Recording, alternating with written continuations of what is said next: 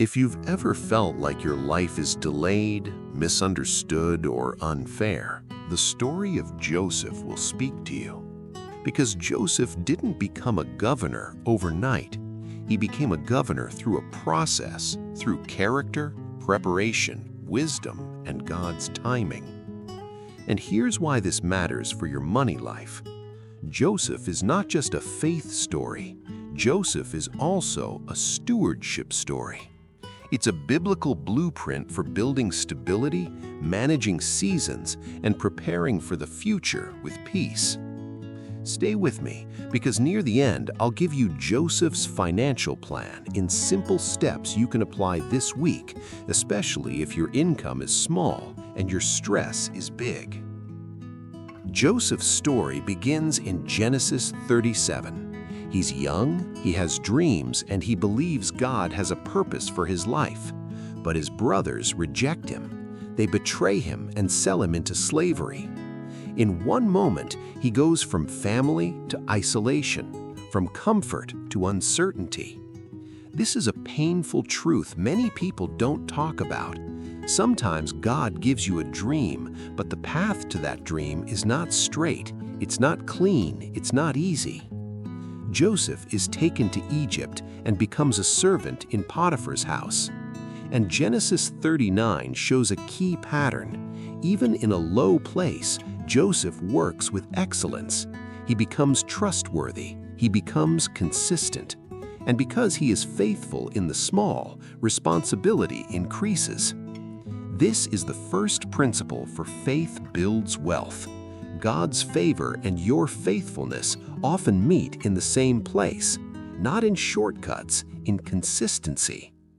Many people pray for increase, but they avoid the discipline that sustains increase. Joseph shows the opposite. He becomes reliable before he becomes visible. Then another test comes, integrity. Joseph refuses temptation. He chooses righteousness over comfort. And even though he does the right thing, he suffers for it. He's falsely accused and sent to prison. Here's the lesson. Integrity can feel expensive in the short term, but it is priceless in the long term. Because money without integrity creates bondage, but integrity builds freedom. In prison, Joseph could have become bitter, but Genesis 39 and 40 reveals something powerful.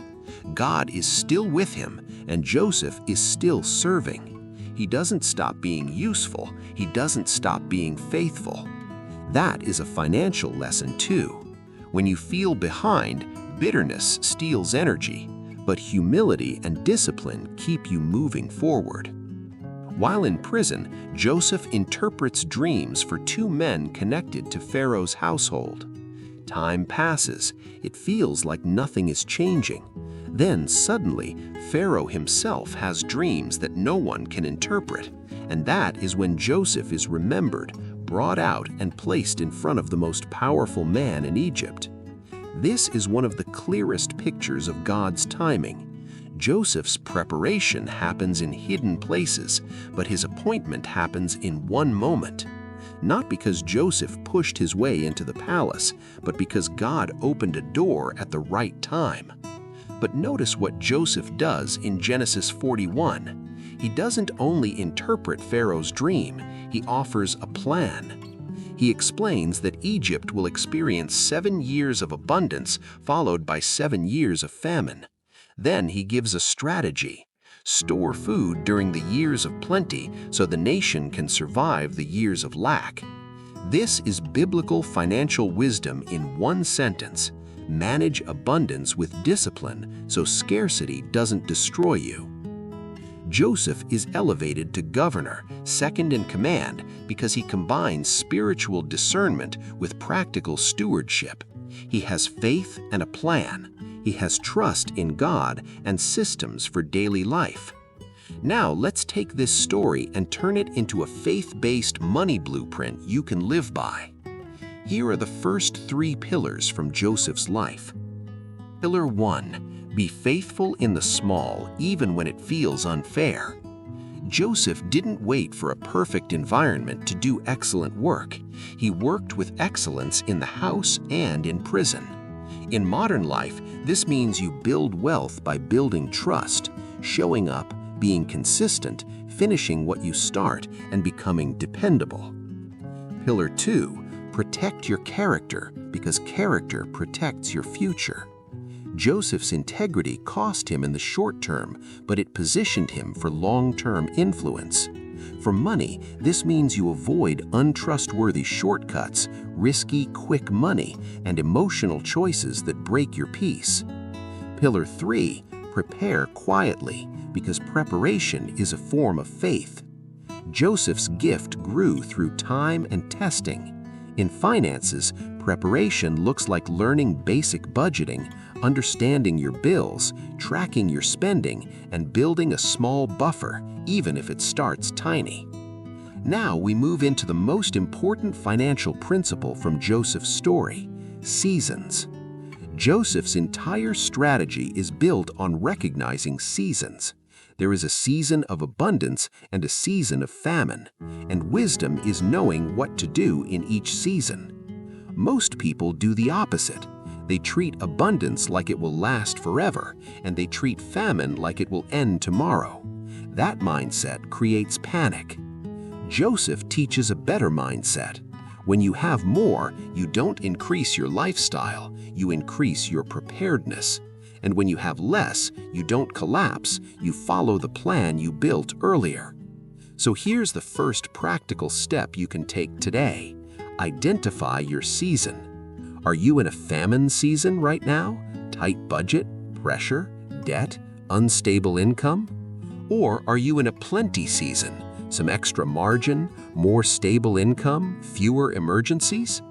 No matter which season you're in, God can guide you, but your actions should match the season. If you're in a famine season, your goal is not luxury. Your goal is stability. Your goal is a small buffer. Your goal is order. If you're in a plenty season, your goal is not showing off. Your goal is preparation, debt reduction, savings, and wise giving. And now I'll give you Joseph's rule for modern life. Build your plan around what you keep, not what you wish you had. Start with what you have. Start with what comes in. Start with what must go out. Then create a small margin. That margin is your seed. That margin is your future.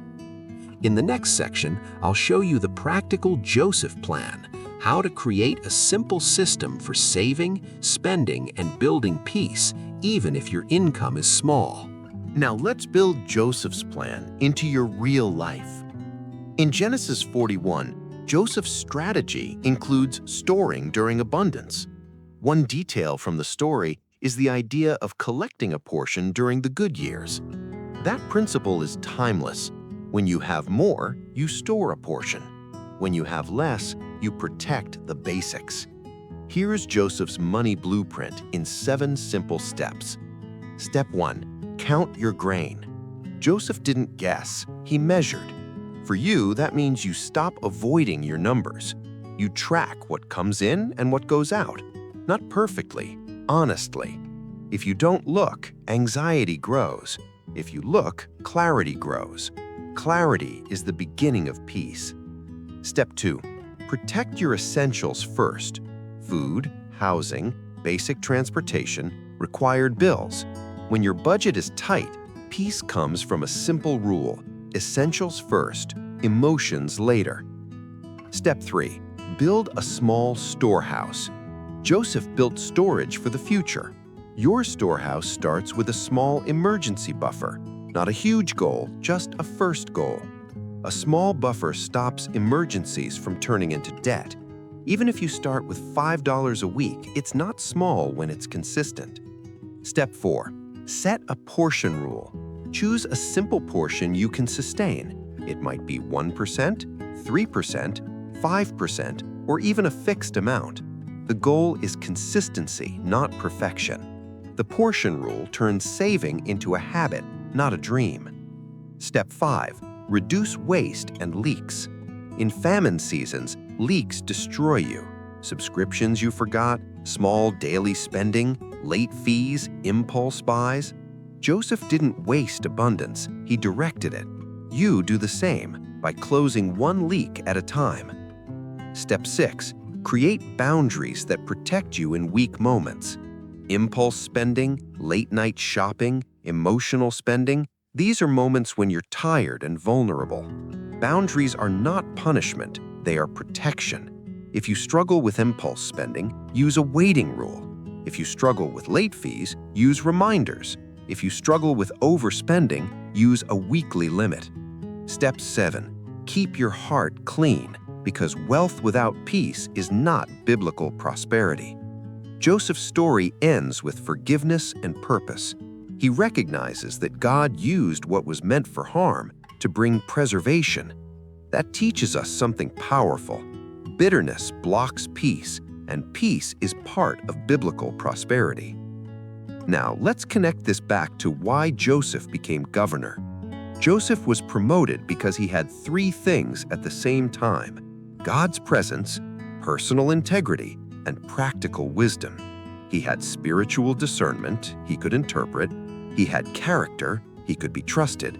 He had strategy, he could lead a nation through a crisis. That combination is rare, and that combination still changes lives today. Here's a simple modern example.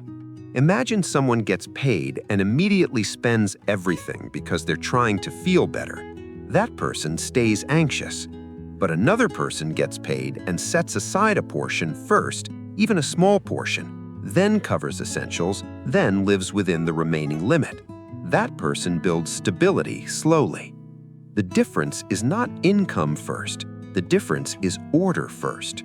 Joseph didn't wait for the famine to start preparing. He prepared during abundance, and when famine came, he had peace because he had a plan. Now, let's make this practical with a 7-day challenge inspired by Joseph. Day 1, write down what comes in and what goes out. Day 2, list your essentials and set them as first priority. Day 3, create a tiny buffer, any amount, and separate it. Day 4, choose a portion rule you can keep. Day 5, cancel one leak and redirect that money to your buffer. Day 6, set one boundary that protects your weak moments. Day 7, review your week, thank God for progress, and write one commitment: I will steward with peace. This is not about becoming rich overnight. Joseph's story was a process. It took time, but the process produced a life that could carry responsibility. And that's the heart of Faith Builds Wealth. Faith builds wealth when it builds wisdom, discipline, and peace. If this message helped you, subscribe to Faith Builds Wealth. Comment below, "My season is," and tell me if you're in a tight season or a stable season. And also comment, "My first step is track, portion rule, buffer, or closing one leak." I'll read and reply with direction. May God give you wisdom like Joseph, integrity that protects your future, and peace that guards your heart, one faithful step at a time.